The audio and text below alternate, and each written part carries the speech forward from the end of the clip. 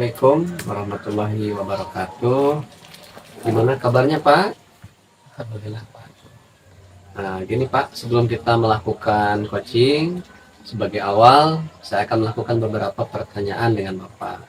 Pertama-tama, saya akan mendiskusikan rubrik penilaian kita hari ini.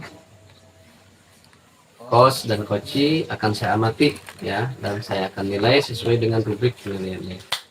Apakah nantinya sudah sesuai dengan alutsista atau belum?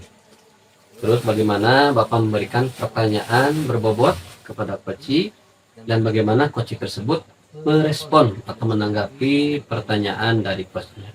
Nah, jangan lupa kita prinsip coaching ya Pak ya. Kemitraan, proses kreatif, dan memaksimalkan potensi. Nah, pertanyaan pertama yang akan saya tanyakan, kompetensi apa yang ingin dikembangkan pada coaching kali ini? Assalamualaikum warahmatullahi wabarakatuh. Waalaikumsalam warahmatullahi wabarakatuh. Potensi yang akan saya kembangkan itu yang pertama adalah present atau mendengarkan dengan aktif. Ya, Yang kedua memberikan pertanyaan yang baik. ya. Selanjutnya pertanyaan yang kedua Pak ya. Bagian kompetensi mana yang akan Bapak kembangkan secara spesifik di observasi ini? Kompetensi yang akan saya kembangkan di observasi ini adalah bagaimana mendengarkan dengan aktif dan memberikan pertanyaan yang baik. Ya.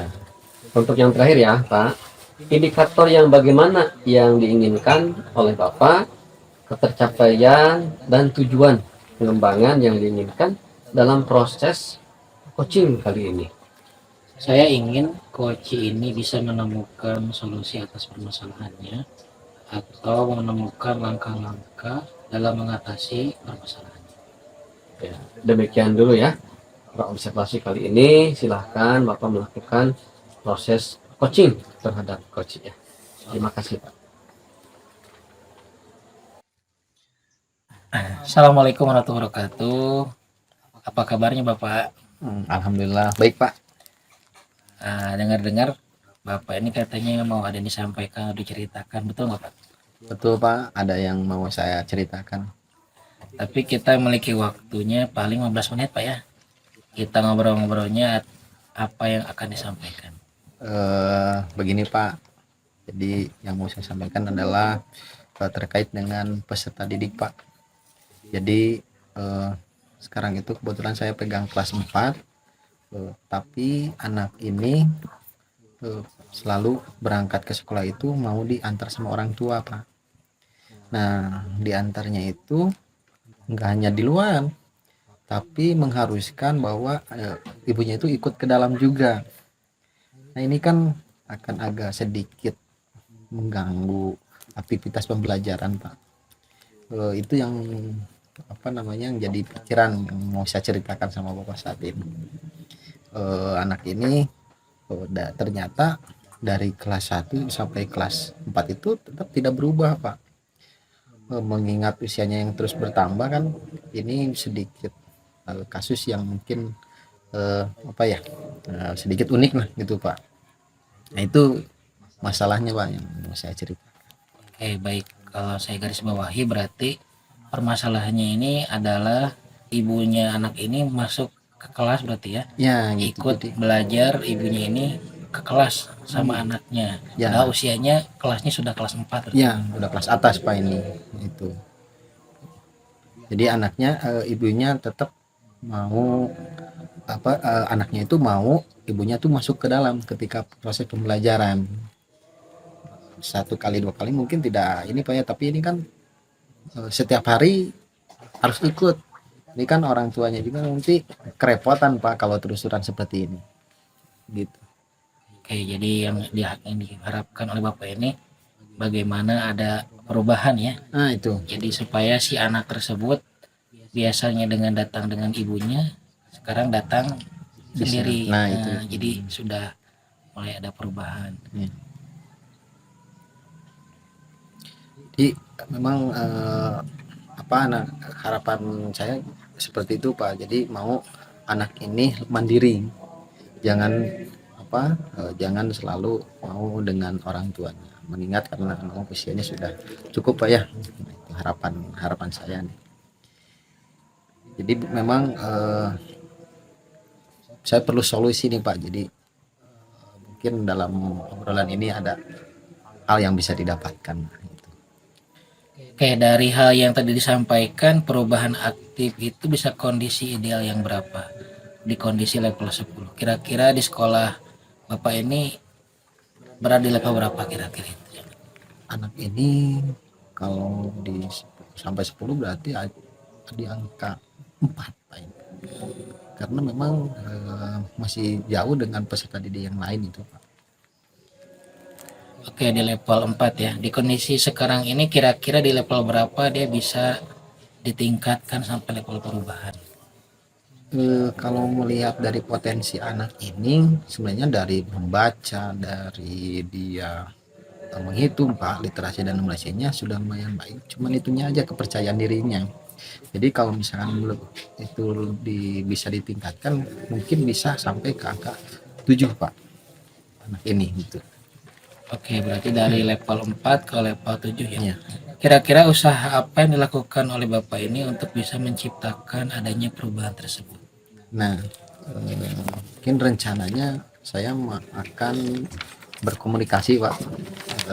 Pertama-tama mungkin dengan orang tuanya itu, juga nanti saya akan menggali informasi dari guru-guru yang sebelumnya, apa yang sudah mereka lakukan, apa yang belum dilakukan.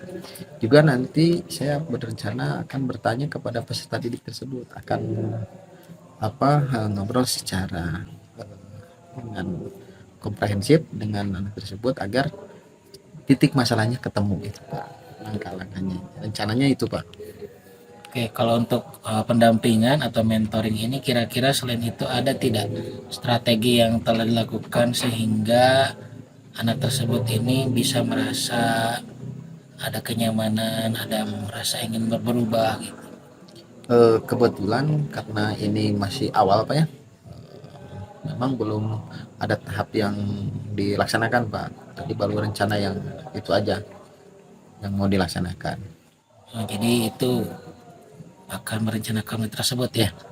Metode itu yang akan dicoba. Yang dicoba. Dari beberapa cara tersebut yang akan Ibu lakukan untuk saat ini, yang paling tepat, yang paling cepat bisa direalisasikan yang mana? Saya akan berkoordinasi dengan guru-guru sebelumnya Pak, dari kelas 1, kelas 2 sampai kelas 3 anak tersebut. Nih, mereka sudah mengupayakan apa aja sih? Yang belumnya, yang sudahnya apa, yang belumnya apa. Mungkin itu yang mau direalisasikan dalam waktu dekat ini. Jadi intinya melakukan kolaborasi ya, Ya, itu Pak. dengan rekan, dengan orang lain, sehingga mempermudah segala urusannya. Ya, itu betul sekali. Kira-kira kapan ya akan dilaksanakan prosesnya? Besok mungkin atau 2 hari sekarang akan saya coba Pak. Luar biasa ya, bagus sekali nih. Ya Pak. Segera dilaksanakan. Kira-kira dari percakapan ini apa yang bisa Bapak dapatkan? Dari percakapan ini, dari awal sampai akhir, tadinya saya ragu Pak akan melaksanakan langkah-langkah tersebut, tapi dengan sekarang alhamdulillah saya tambah yakin bahwa metode atau rencana-rencana tersebut bisa berjalan dengan lancar. Oke, alhamdulillah ya sudah ada gambaran bagaimana cara menciptakan dari perubahan yang akan dilaksanakan. Saya tunggu kabarnya dari Bapak. Baik, Ya. baik. Setelah melakukan strategi yang tadi, Ya. saya juga sudah tidak sabar ingin mendengar langkah-langkah dari hasilnya. Mungkin proses coaching kali ini saya cukupkan. Baik, terima kasih Pak atas waktunya. Alhamdulillah kegiatan kegiatan observasi sudah dilaksanakan ya Pak. Saya akan menanyakan pasca observasi. Apa saja yang sudah Bapak lakukan pada saat melakukan coaching terkait indikator ketercapaian apa yang diinginkan? Pada coaching kali ini Pak, saya sudah melakukan dengan alur Tirta yaitu dengan menanyakan tujuan, identifikasi, rencana aksi, dan tanggung jawab. Ya. Sehingga alur tersebut ini bisa menggali koci untuk menceritakan permasalahannya dan menemukan solusi-solusinya. Oke, menurut saya proses coaching tadi sudah berjalan dengan baik dan juga proses alurnya juga sudah sesuai, ya. Apa yang sudah Bapak lakukan itu sudah menggali dan terus menggali atau memancing coaching untuk menemukan solusi. Dan coaching ini sudah dilakukan dengan prinsip coaching, ya. Pertanyaan terakhir, kompetensi apa lagi yang ingin dikembangkan berdasarkan hasil coaching yang barusan dilakukan? Kompetensi yang ingin saya lakukan yaitu dengan cara lebih memahami lagi proses kita sehingga saya bisa melakukan proses coaching dengan lebih baik lagi, Pak. Iya.